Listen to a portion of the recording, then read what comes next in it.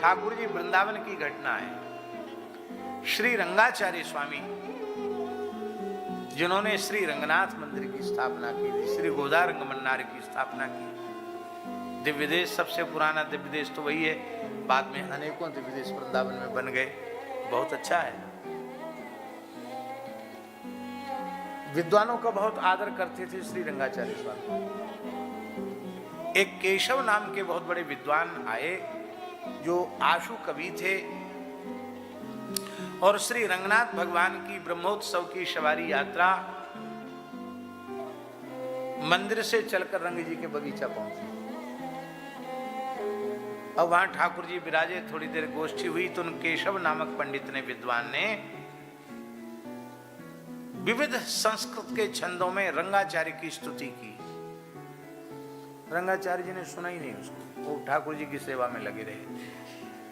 तो किसी कवि, किसी विद्वान की कविता को जिसके लिए वो सुना रहा है वो न सुने तो उस विद्वान को कितनी पीड़ा होती है, ये तो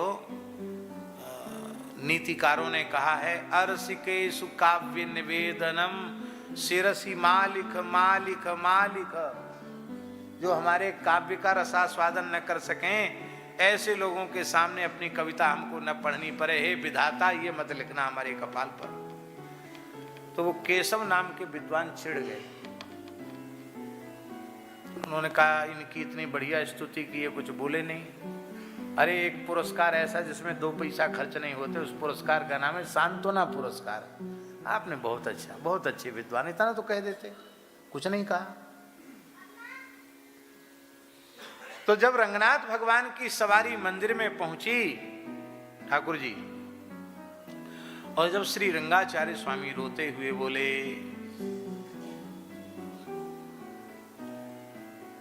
कि हे प्रभु, न निंदितम कर्म तदस्ति लोके इत्यादि प्रकार से जब वो बोलने लगे तो केशव पंडित तो चिढ़े हुए थे। वो चिल्ला चिल्ला कर बोले, ये जो कुछ कह रहा है बिल्कुल ऐसा ही है, ये बिल्कुल ठीक कह रहे हैं, ये इससे भी गए बीते हैं, ये मैंने इनको देख लिया थोड़ी देर में, ये कैसे हैं।